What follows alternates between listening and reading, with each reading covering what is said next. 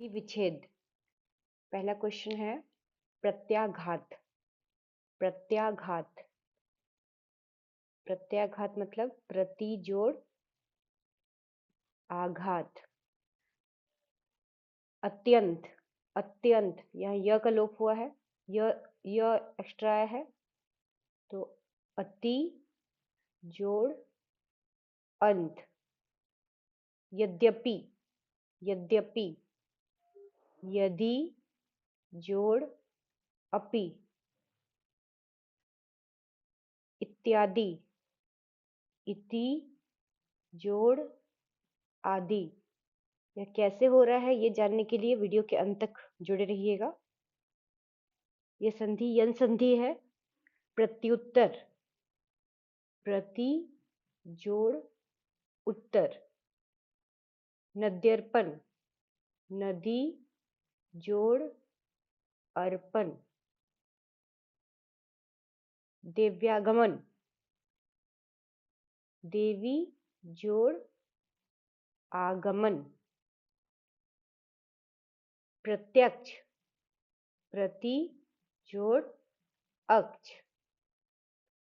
यन संधि का यह पहला पार्ट है जिसके अनुसार ई या ई के साथ असमान स्वर जब आएगा तो वो जो ई है वो बदल जाएगा किसमें?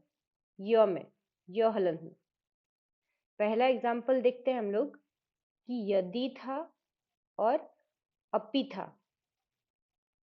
द संधि में क्या देखते हैं? पहला शब्द का लास्ट द ई, यानी ये लास्ट क्या था? ई था। और इसका स्टार्टिंग क्या है? अ है।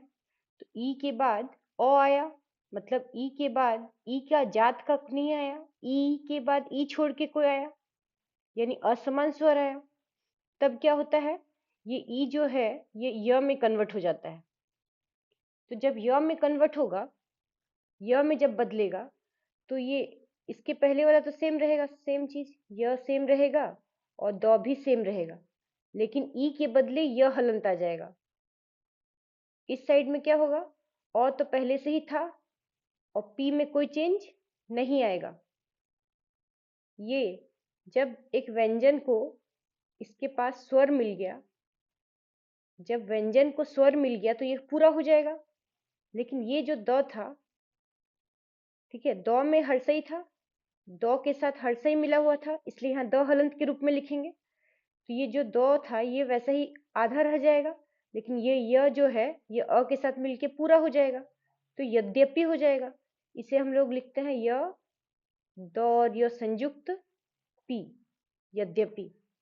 नेक्स्ट एग्जांपल देखते हैं प्रत्याघात। प्रत्याघात ये कैसे हुआ? इसको देखते हैं कि परिवर्तन आया, क्या आया? यहाँ पर य आ गया, प्रति था, ठीक है, और आघात मिला। प्रति था और आघात हुआ। तो के लास्ट में इसको तोड़ के देखते हैं, तो था और हर्षई था, हर्षई के बाद असमान स्वर आया, ठीक है।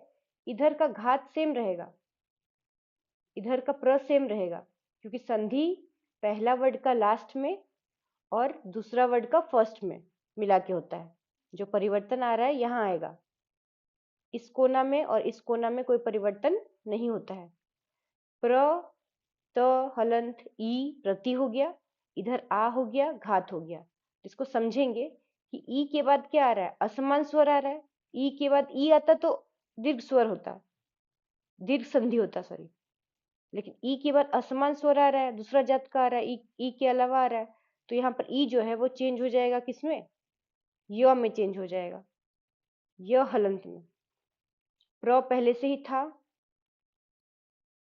तो ई के बिना आधा हो गया, य हलंत आ गया, इसमें आ और घात।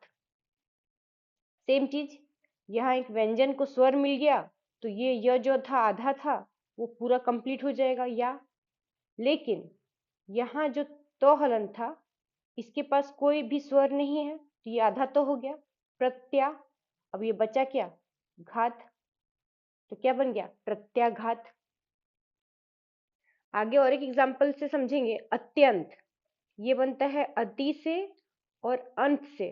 समझना है कि क्यों बना, क्योंकि तो के लास्ट में क्या था, हर्षई था, और यहाँ ई के बाद क्या था, असमान स्वर था।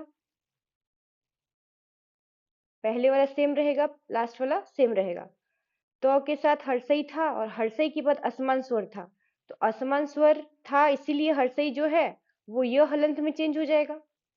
स्टार्टिंग में जो था अ सेम रहेगा, तो ई के बिना आधा हो गया, आधा तो य और अंग मिलके य में ऊपर अनुस्वार हो गया और तो लास्ट में बचा।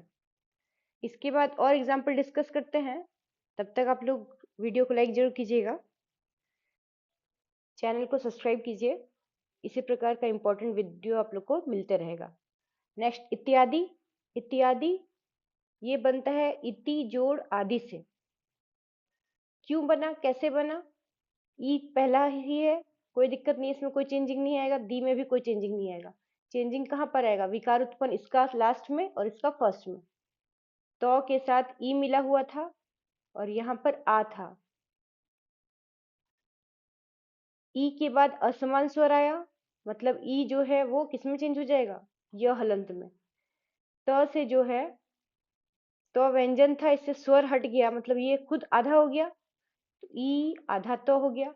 य हलंत जो था वो आ के साथ मिलके क्या हो जाएगा, य हलंत आ, य आ, इत या, और दी में कोई चेंज नहीं आएगा। इत्यादि। सेम एक क्वेश्चन लेंगे हम लोग, नद्यर्पण। नद्यर्पण, नद्यर्पण ये क्या था, नदी था और अर्पण था। स्टार्टिंग का सेम रहेगा, कोई चेंज नहीं आएगा, लास्ट वाला भी सेम रहेगा। बीच में पहला का लास्ट और दूसरा का फर्स्ट को देखेंगे। द के साथ दीर्घई था और यहाँ अ था, यानी दीर्घई के बाद असमान स्वर था, इसलिए ये दीर्घई किसमें चेंज हो जाएगा, य हलंत में।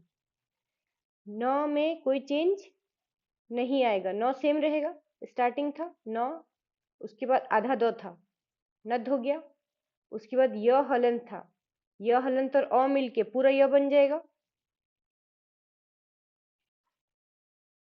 न आधा दो, य हलंत और अ मिलके पूरा य बन जाएगा, नद्यर्पण। द और य संयुक्त, इसको हम लोग द्य के फॉर्म में लिखते हैं, नद्यर्पण लिखा जाएगा। वन लास्ट क्वेश्चन, प्रत्यक्ष। प्रति जोड़ अक्ष, सेम। त के साथ हर्षई है और हर्षई के बाद असमान स्वर मिल गया, ये दोनों सेम रहेगा। प्र ई के बदले य हलंत, ये आधा तो हो गया, य के साथ अ जुड़ के य बन गया। प्र आधा तो, य हलंत और अ य, और बचा क्या, अक्ष, प्रत्यक्ष बन गया। अगर आप लोग को कंप्लीट संधि पढ़ना है तो प्लीज कमेंट कीजिएगा, चैनल को सब्सक्राइब कीजिए, वीडियो को लाइक कीजिए। Thank you.